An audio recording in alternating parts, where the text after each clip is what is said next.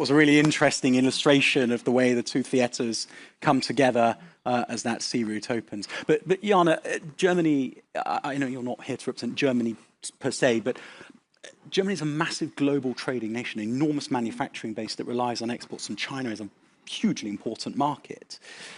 How will the Chancellery feel if a future US administration starts to demand that the return for US investment in European security is a more US-facing trade policy?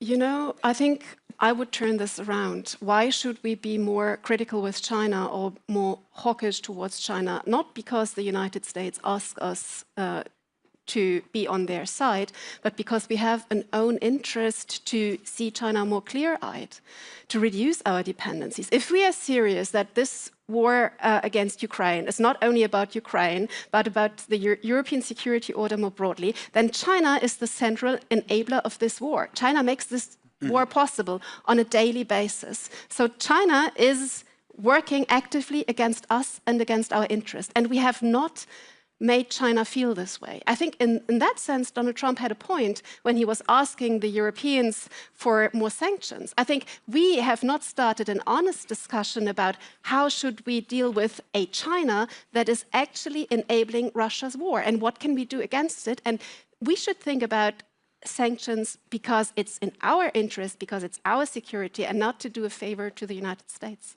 Well put. Isa, I want to come to you with the last question of all. We've only got about a minute left. There are people in the UK MOD and in fact in NATO headquarters who are using 2028, 2029 as a date by which Europe, NATO must be as ready as possible. Now, I think that is just a forcing function. I don't think there's intelligence to say that war is coming that soon. But as a chief executive of a major defence company, can you honestly tell us that Europe has the industrial capacity to be ready on that timeline? Not totally. Not in every area. Well, there are pockets where that level is already there. But in a total, so I would say that the clock is ticking. It's only 2-3 years. And knowing, I'll just give one example. If somebody decides to build an ammunition facility, production facility, decision made today, if there are no hiccups and everything goes like in a movie, it's a minimum of 3 to 4 years before it's operational, maybe even 5. So that's a reality. Then there are areas where decisions are by far much faster. And then we are just talking about ramping up the capabilities of something the companies are already producing today. So developing new capabilities and so forth, so that's another story. So yes, as a total, we are in a hurry. And the danger is that on this stage last year and the year before, there was the same cri de coeur around what the lead-in times are, and yet here we are. And if the producers wanted to be really mean, they would mash all of those clips together and show them next year after the same argument has been made again. Esa, Sylvie, Ashley, Matti, Jana, thank you so much for joining us this afternoon. I hope you enjoyed the discussion as much as I did. Thank you all very much indeed. Thank you. Thank you. Thank you.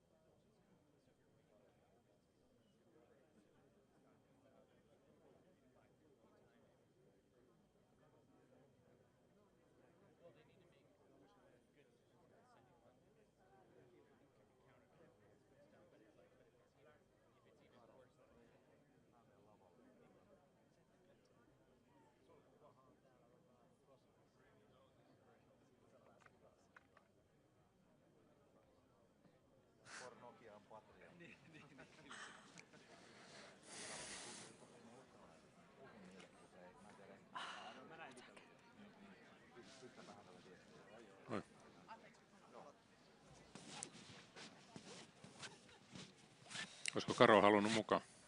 Kyllä se voi tulla, se on kuiskaajana tuossa. Niin. Onko tämä mikki päällä? Ei ole päällä. Okay. Hello everyone. Welcome to the last session of the day. It is my true pleasure to introduce my wonderful panelists. We have Mikko Hautala, the Chief Geopolitical and Government Relations Officer and Country Manager for Nokia Finland, and Sauli Eloranta, the Vice President of Defense at the Technical Research Center of Finland, VTT. So please join me in welcoming Sauli and Mikko.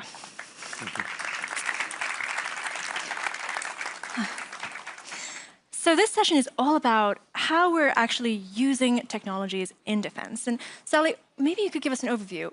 What is happening today in the defense sector, and what kind of technologies are we actually seeing? Okay, thank you, Melissa. So I think what's coloring our view on tech today is really the happenings in Ukraine, and what we've seen in the past couple of years or 3 years of the very rapid acceleration of adoption of new technologies. Also a kind of improvised use of technologies, harnessing a lot of commercial off-the-shelf things when it comes to, let's say, communication, using Elon Musk's satellites, for enhanced communications when the other means have not been usable, developing drones and so on. So I think, it really differs from what the long-term view for defense technologies would be. We heard from Commissioner Virkkunen about AI and quantum and microchips and space and what have you. So they are not maybe as relevant yet in today's, let's say, acute situation, what we see. But I would say that technology certainly has taken kind of the driver's seat when it comes to reacting to all kind of new threats at the moment. So the established, let's say, means of kinetic impact and all, they will remain. But at the side of that, when there has not been enough of means for, let's say, volume-based battle, then you have to kind of try to move into a new direction, which is more maybe smart and more improvised and more fast. And you've spoken a lot about how basically everything changed for you after the Ukraine war. And we've now entered this new paradigm of defense. Can you talk a bit about what that is? Well, we've been using the term new defense, and maybe it's good to share with all of you also here. And I think that most of you are familiar with new space or new space economy, where companies like Elon Musk's companies and ICE in Finland, what have you, entered the, very, let's say, administration-heavy space market maybe 15 years ago or so. But now what's happening in the defense market, this new defense means that there will be a lot of new entrants to the market, and a lot of things are changing. It's a paradigm shift and systemic change. So instead of having very long-term development cycles in technology, let's say 10 to 20 year cycles, very administration heavy, administration steered and predetermined results, we have then moved into something where we have a lot of new companies, these startups that we also heard earlier today. They want to enter the defense market, and these drones in Ukraine are just one kind of small sign of that. But that's, when we enter more into this discussion, I would love to discuss also how this would be an opportunity for Europe. I mean, this disruption in the approach could be really an opportunity for all of us. I promise you we'll get to that. But before that, Mikko, I want to hear what you guys are doing in defense. Yeah, thanks. Before going into defense directly, I would perhaps bring back up the concept of national security, which is broader. And obviously, if you don't have national security in the broader sense secured, then of course your defense rests on a very shaky ground. So what I mean by this is that if you look at Europe these days, we do have massive problems in our digital infrastructure. One of the problems is that it's already part of the infrastructure is in the hands of, as we call it in our lingo, non-trusted vendors.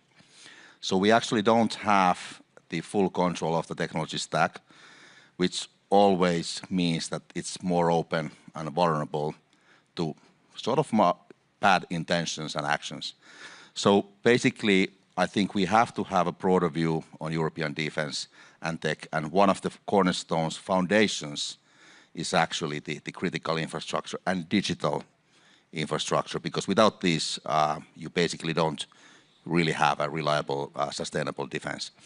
On the defense side, I think the fundamental driver behind what the organization that I do represent is the AI supercycle.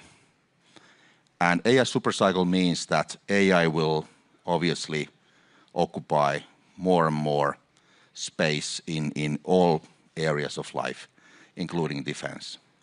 And AI supercycle means that actually data traffic globally is going to double at least, probably triple, within the next 10 years.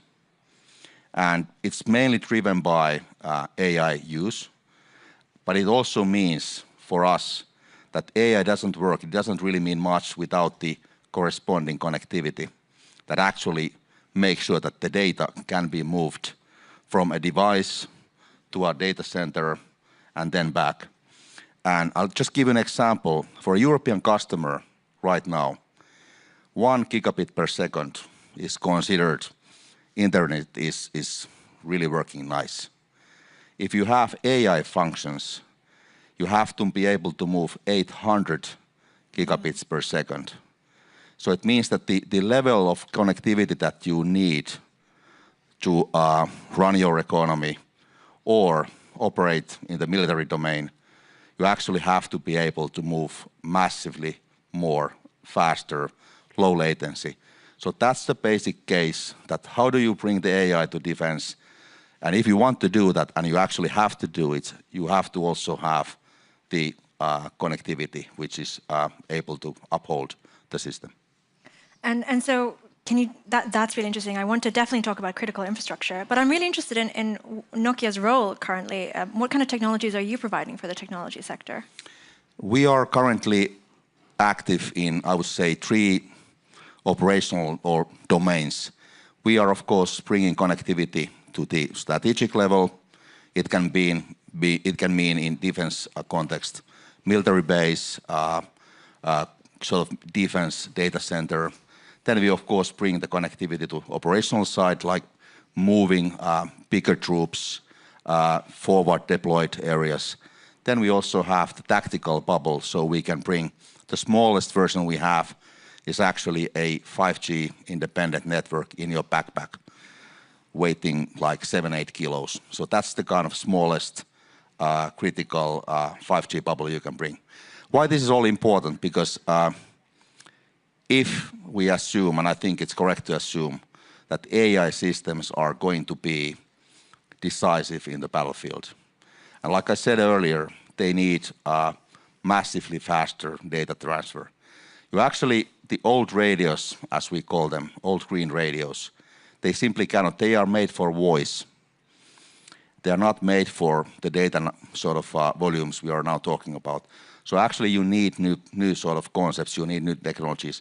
And what we are bringing is 5G. It's actually, that is the only standard currently that can really, it gives you 10 times the speed of the old systems at least.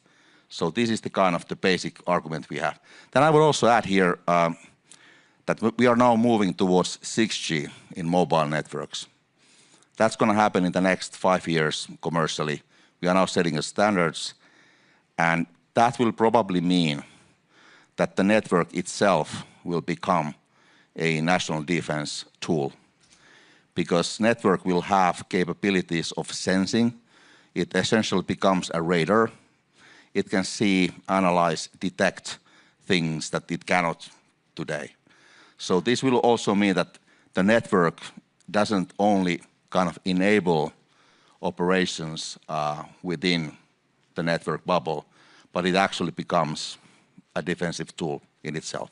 So these are the long-term opportunities that we do have.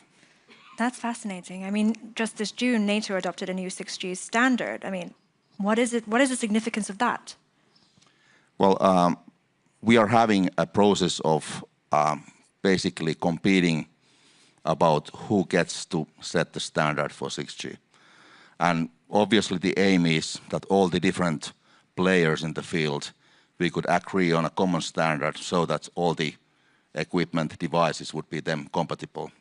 We are not there yet, the process is ongoing. But it's obviously important that NATO actually in June this year adopted 5G as a military standard.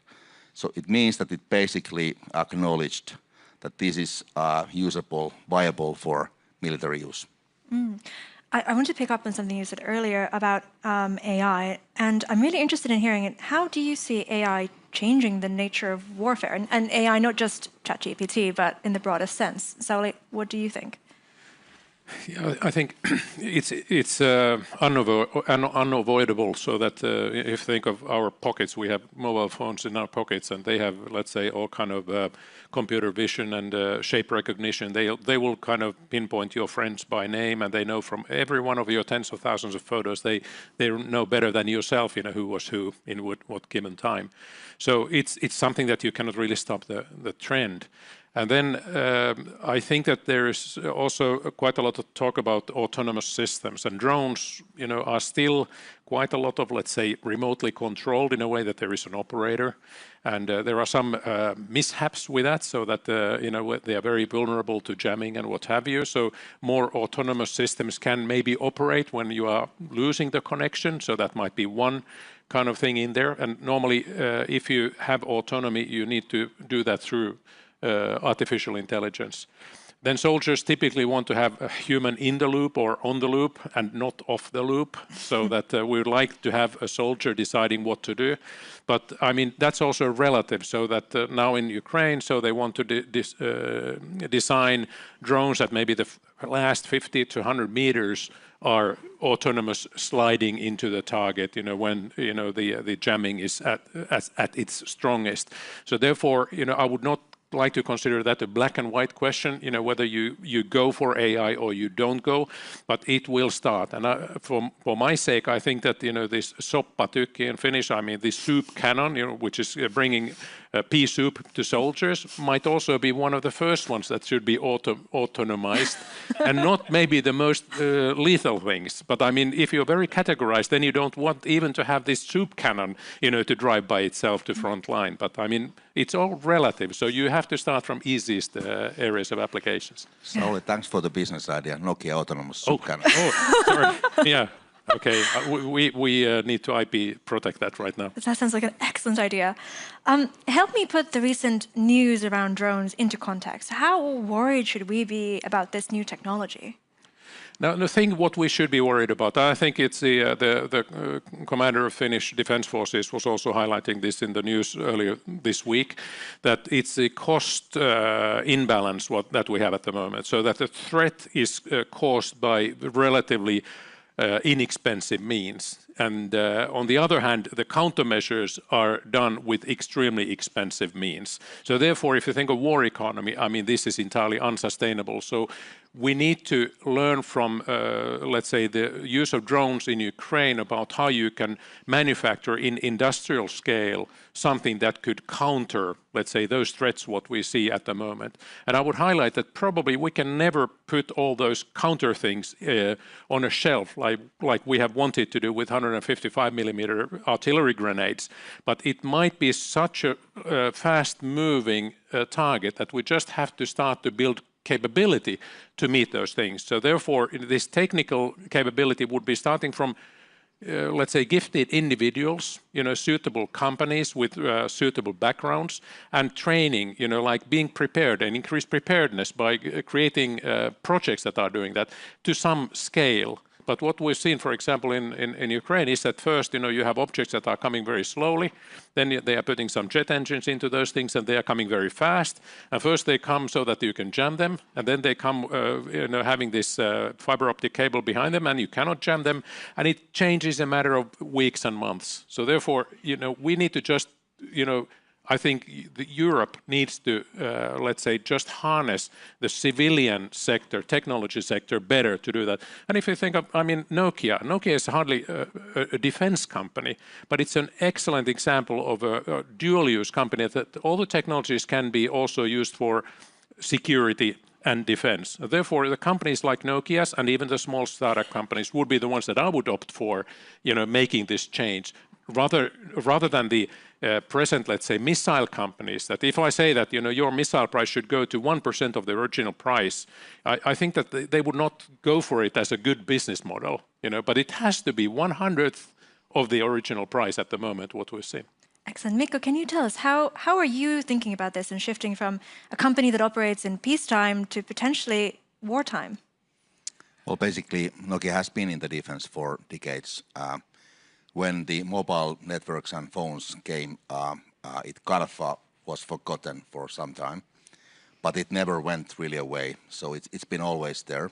Like Sauli said, we've been always providing this technology for defense purposes. What is different now is that we see the need for this massive data transfer capacity also in tactical setting in the battlefield. It has to reflect the need for data that you have there. So this is perhaps something new, and this is something that we are currently busy with. I would simply say here in this context that's what Sauli said.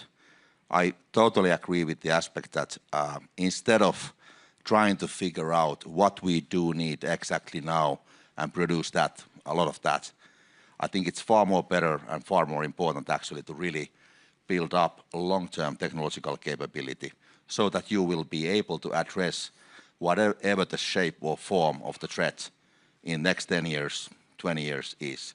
So there's no fixed solution to this. It has to be a kind of it's a moving target by definition.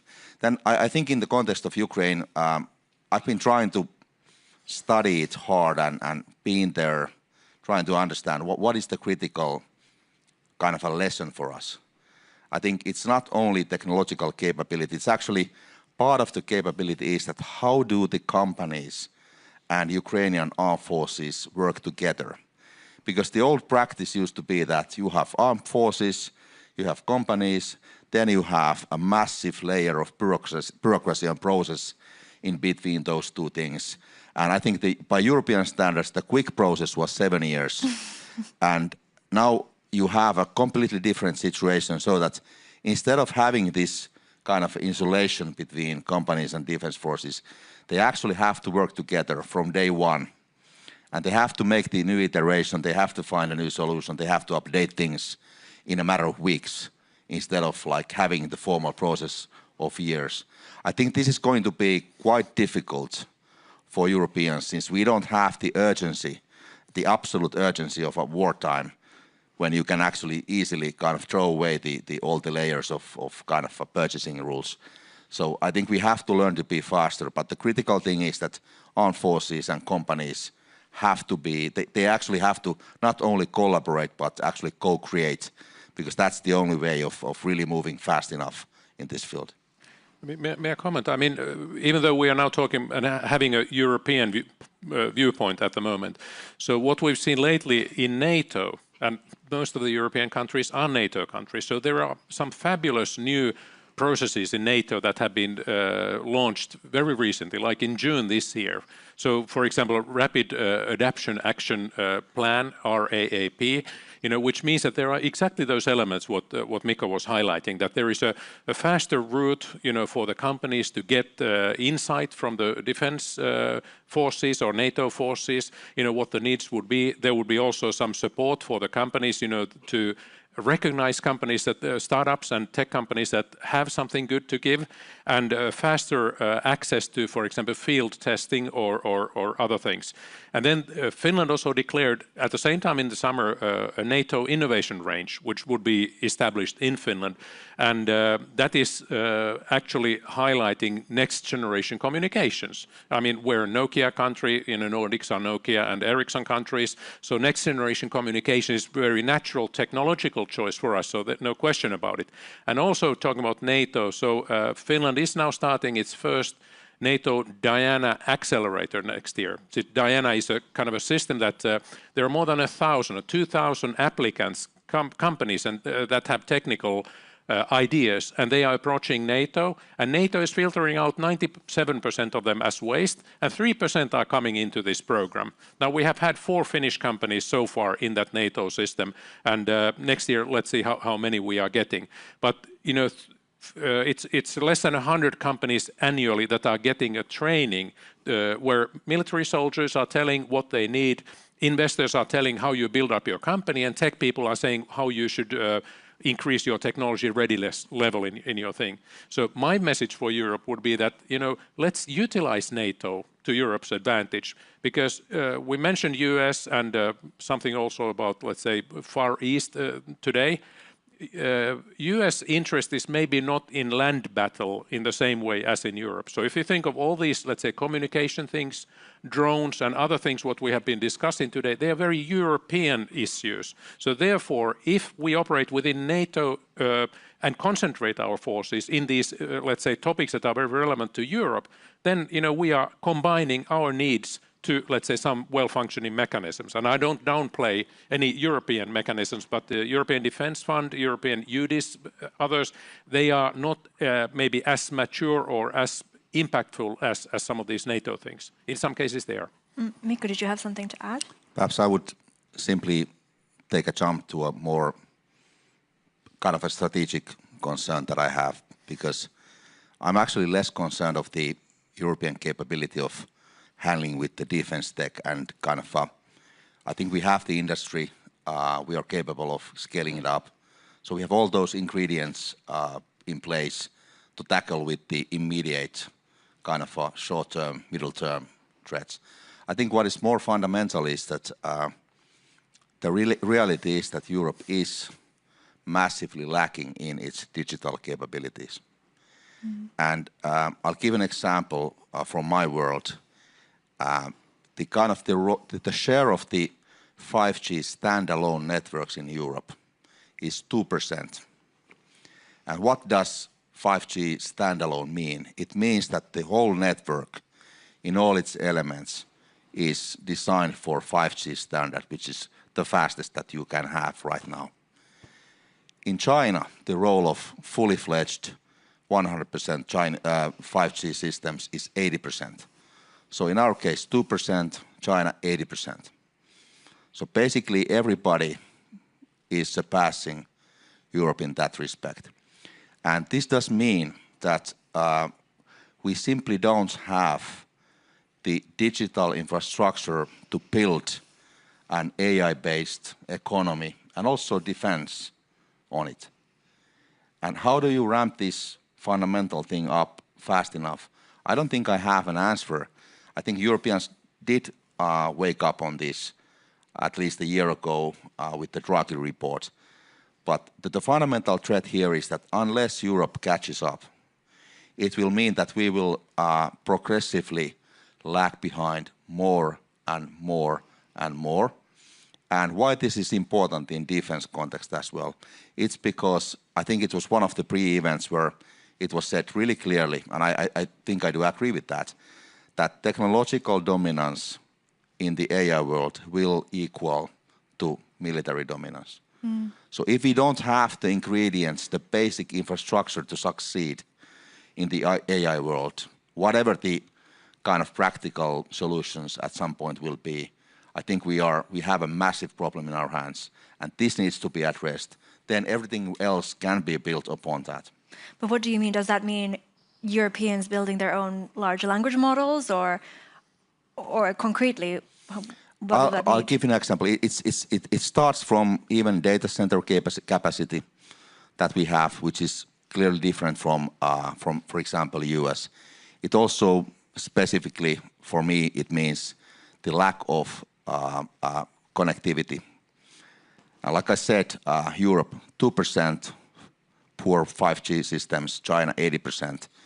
It may sound like it doesn't matter much, so Chinese will simply get their cat videos faster. No, it will matter massively. So it's about really the infrastructure. Our problem also in this respect is that we don't have incentives in Europe to really invest heavily. I'll give another example. US operator typically who invest in these networks, they have 100 million subscribers. Average European operator has 4 million subscribers. So talk about scale here. Sally, I'd love to hear your thoughts on this. Yeah, it's a grim picture. I mean, I'm struggling to try to find, let's say, a silver lining, to this thing, and I'm personally very concerned about. I have solution. Okay. Well, that's positive, but save it to the later stage. I think one example what VTT has been doing is that, for example, in Finland, the investments in strategic technologies like quantum have been kind of centralized or focused somewhere. VTT is not really kind of holding a quantum computer in its, let's say, basement and holding it for itself.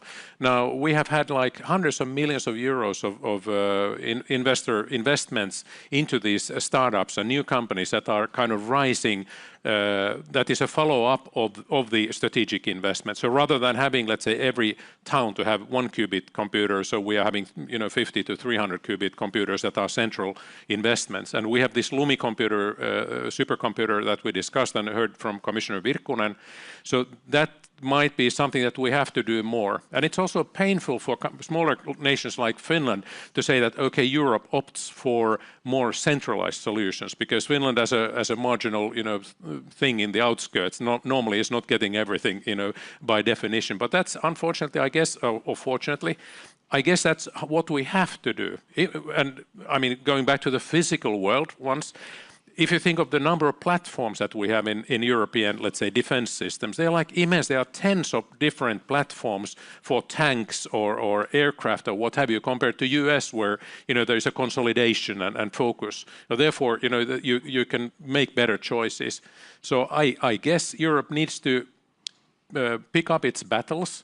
I think the consumer business has gone. I don't know, I'm sorry. But I mean, it could be that, the remaining option could be that if we could manage the data for more tailored or business-driven or sector-specific things, that could be one chance, because there's nobody really collecting wise data about the battlefield. So in Finland, the winters are every year, and we could collect all kind of thing and teach the AI about anything what you can see in the snow and be prepared and what have you. But I don't think we do that much. So therefore, all the data is from consumers, and all the consumer data goes to US and China, and it's not really going to go to Europe in any greater sense. But, I'm trying to find the silver lining in a way that there are some specific areas where we could be much stronger, as a power. I'd love to hear from both of you. How do we fix this critical infrastructure dependency or problem that we have? How do we make that more sovereign? Mikko? I think we have to take a look at the European regulation in order to allow for more scale. That means cross-border mergers. That means like allowing companies to grow bigger. Then obviously we need to support R&D pretty massively. And I think we have to, of course, focus on the areas where we still do have a chance. And my kind of a sobering analysis, you can contest that, but we do have only a handful of globally critical companies in Europe left. You have ASML, which is making those basically chips. Then you have Nokia and Ericsson. One of the few examples where also the US is kind of dependent on Europe and not the other way around. Then you have like perhaps Airbus, SAP, things like that. So I think the connectivity is obviously one of those fields where we still do matter more than anywhere else. So I think we have to pick up our battles, like Sauli said, and think meaningfully where we can make a difference. But currently the problem is that, like I said, we need to invest heavily in R&D.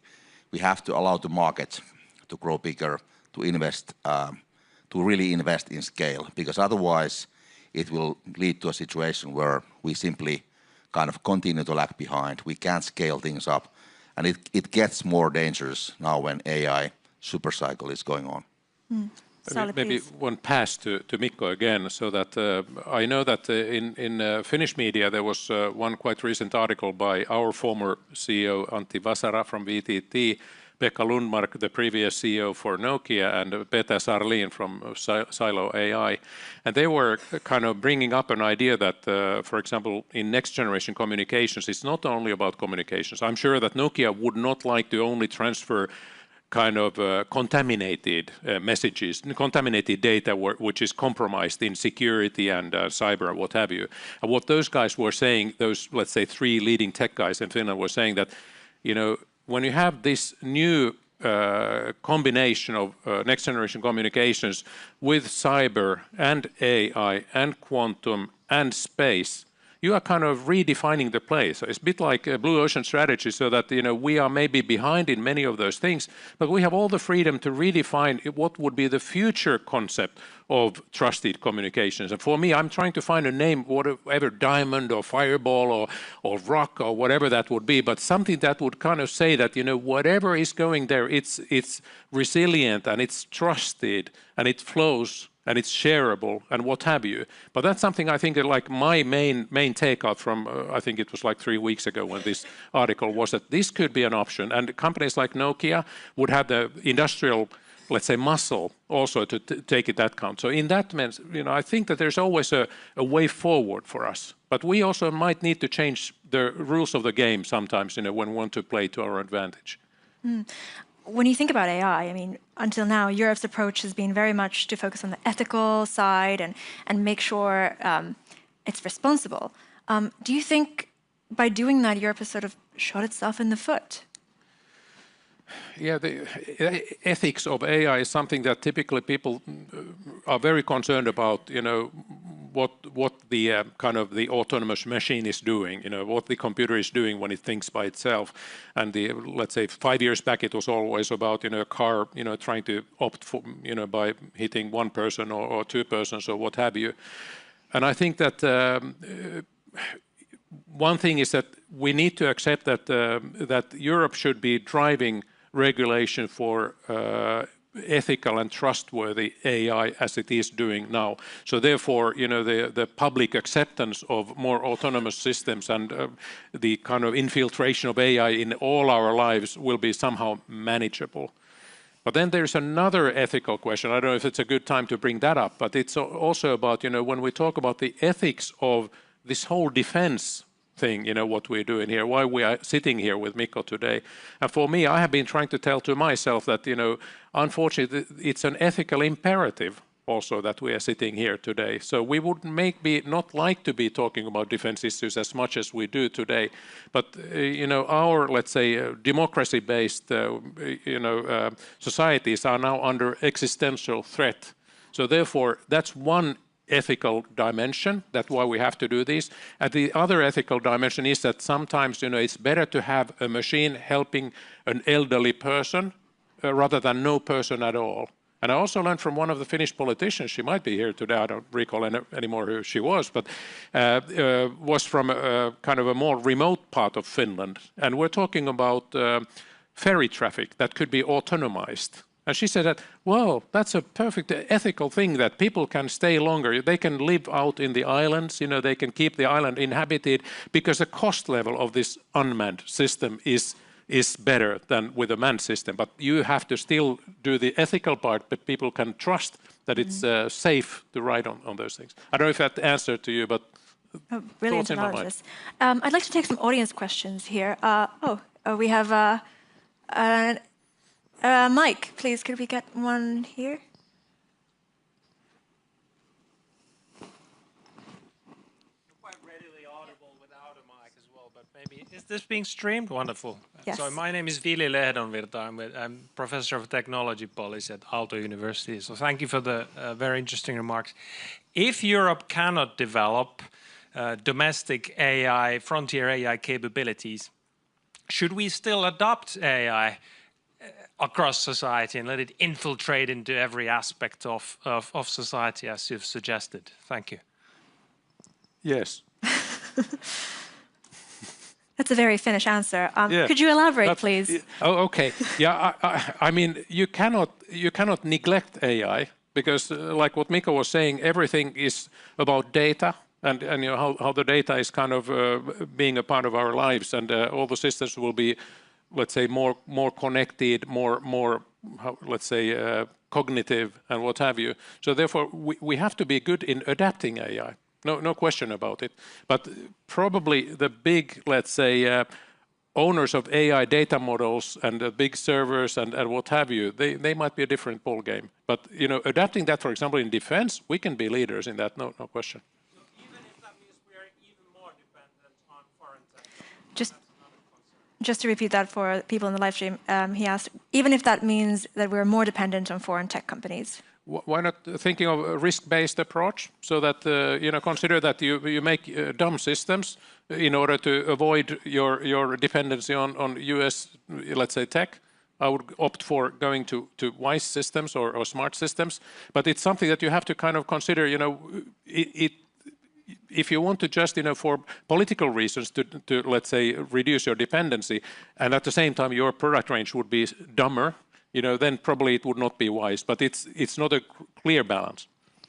I would say that if we somehow kind of decide not to adopt AI, I propose that we all start to retrain ourselves as museum guides. Yeah. Okay, love the questions. We have a lady here in the middle, please.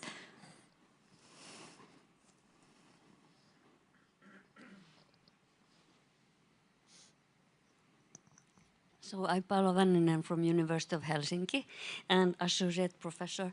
I'm interested about these ethical rules which you were saying. I give you an example that we can create a lot of new drug candidates for the medicines via AI. We get the properties which we want to get the new drugs. And then on the other hand, we can also create a lot of toxic chemicals which can be used, for example, as chemical weapons or perhaps even biological weapons. So how could you rule these, that ethical rules, that can you guide to the computer, supercomputer, that if there is something wrong started to do with somebody, it says, no, we don't do this? Or have you any ideas about this? Because we know that mainly for the military purposes, the aim is to kill people and to protect your own country. But where are these, how to create these ethical rules there? Is it only in the person's minds, the governments, or what? How do you think about it? Is it possible even? I mean, maybe a dull answer would be that pretty much all the technologies could be having malicious uses as well. So communication could be, let's say, disinformation or miscommunication and all those. One thing is that if we are, as a mankind, we are winning by harnessing AI into medicines development and all of that. So that has value. So that is saving lives. So maybe you have to, again, a bit balancing like we're discussing earlier on the ethical issues. So it would be quite dangerous to start from a fact that you are, let's say, slowing down or creating, let's say, so much regulation that you are actually slowing down also the positives. So I learned some years back that, for example, in the German automotive some sort of alliance, there was an ethical guideline that it is an ethical imperative to take new technology into use if it has been proven to be safer than existing solutions, which is quite an unorthodox thinking that you have a responsibility and accountability to actually harness AI if you can prove that it actually is having positive impact. I think I can't claim being any expert on this field, but I would simply assess that obviously when you harness the AI for doing good in the society, you will have the other side of the coin as well. And obviously you can try to regulate that with ethical rules, even legislation. The difficulty here is that because AI is at front and center of the global power competition, so how do you make those powers who want to gain more power and challenge the others, how do you regulate them to stop this kind of weaponizing of the AI? So this is the dilemma where even a democratic rule of law country will be and will have to face. So I think the discussion is going to be like, shall we simply go further? Shall we even weaponize the AI? Shall we plan for how to use it for those kind of purposes with the hope of finding a balance so that nobody can sort of threaten us with this kind of super capabilities, because we can then counter. It's pretty much the same dynamics as you had with the nuclear weapons back in the day, when actually nobody could really afford of those great powers to stop that. They were rather sort of incentivized to move further. So I'm afraid this might be the logic of the future. I certainly don't hope that, but I think we have to be prepared that something like this will also happen. Do you think we should have red lines, something that we just won't accept, like autonomous killer robots, for example? I mean, we can have red lines as many as we please, but the question is that how do we enforce those red lines in the middle of the massive, deep, great power competition? It's not about, it will be about the sort of capabilities. So how do we enforce those? I mean, this is the question we simply can't answer fully, at least. There's a question over the man with the paper, please. Yeah, it's a unique identifier. Thank you. Valtteri Vuoriso, University of Tampere. Thank you for the discussion. And Mikko, I think you raised a brilliant point on highlighting the importance and lack of capability in the European infrastructure from a connectivity point of view. Super important. I would like to also highlight energy and the energy infrastructure. A recent report says that if you want to develop an AI factory, a leading AI factory in the world in 2030, it will cost 200 billion, which is, you know, a lot of money, but can be found, but will require the equivalent amounts of energy from 9 nuclear reactors. 9. So all this talk about, you know, where we want to be a European AI superpower, or Finland wants to be an AI superpower, where do we get the energy? Is this futile talk, and are we just trying to deceive ourselves that we are in the game? Or like Vili said, that we should recognize the dependencies on the technology of the great powers. Thank you. Thank you. Sauli, do you want to take this?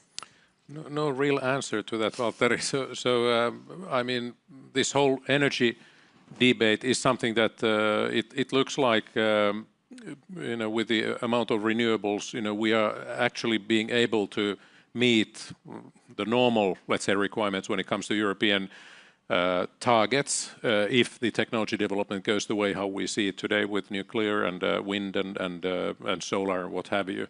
But then if that's an exponential increase in energy consumption, that would require some other things. So normally I guess that in throughout the history, you know, the more you have had energy, the more you have spent it, so that there's never any excess energy in a way that it's all going to be consumed. So the more we are having it, you know, it will find its way to our systems and processes.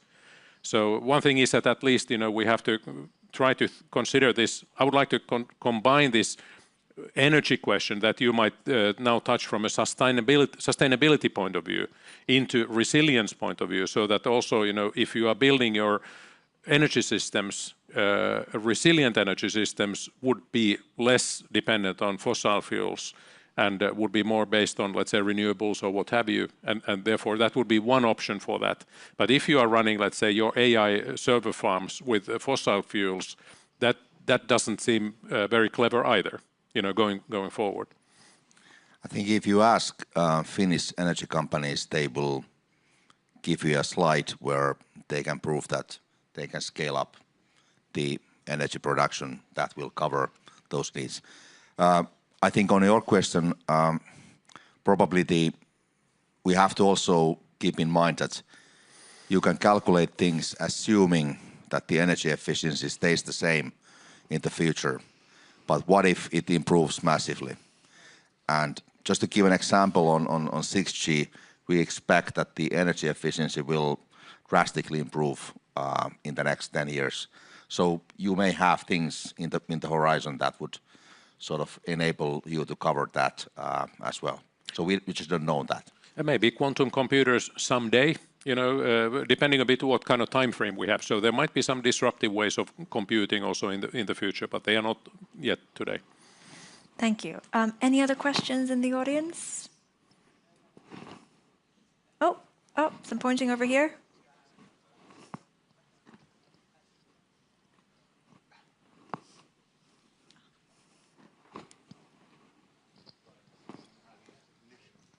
So Peter Watkins from Chatham House. Sauli mentioned new defence and drew the parallel with new space.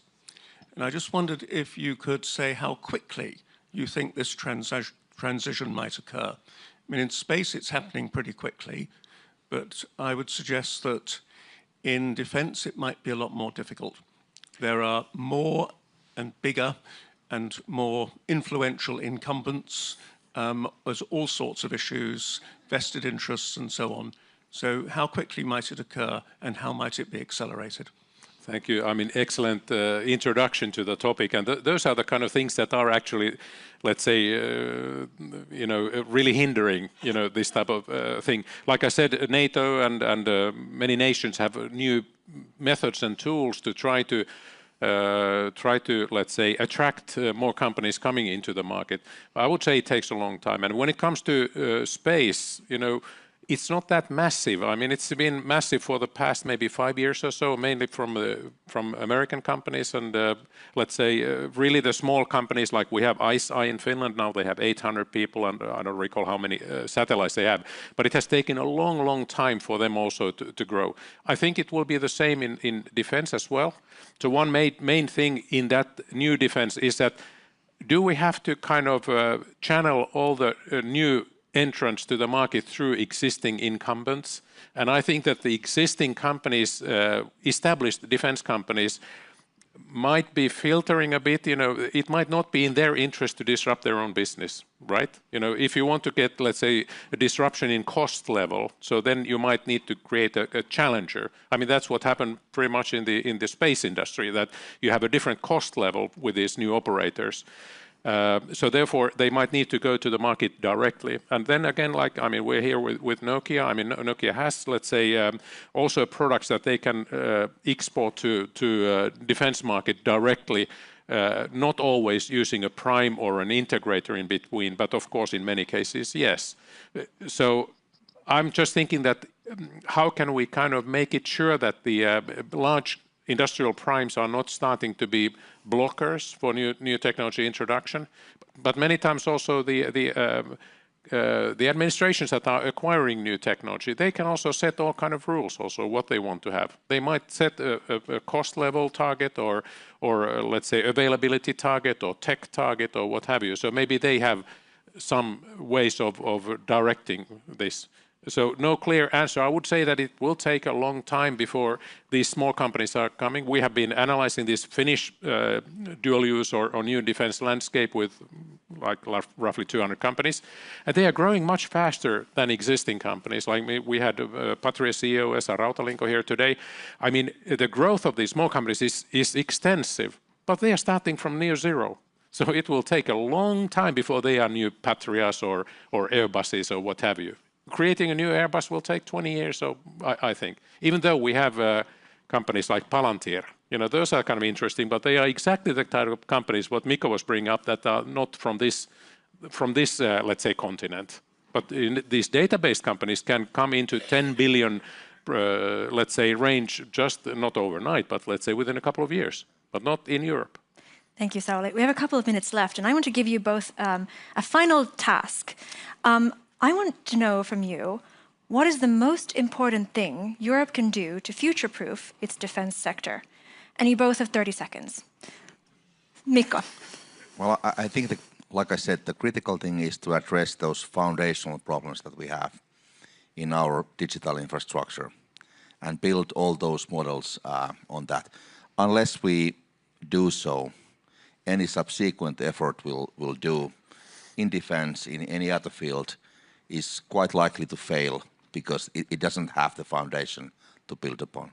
Thank you. Sauli? And I would say that beef up the existing defense industry with dual use or civilian industries. I mean, build those nuclear or polar icebreakers for US, you know, export them from Europe to US, you know, safeguard the whole North Pole with, let's say, European technology, you know, export Nokia stuff in there and try to get as much as possible civilian companies to really also learn how to address the defense market, and not only the defense industrial companies. They know how to do it, but that's where the growth potential is, I think.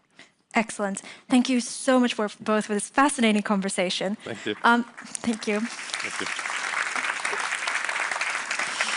Thank you so much. Thank you. And I'd like to thank all of you for joining us today and tuning in for your brilliant questions, and everyone at the live stream as well. That's the wrap for day one. Thank you.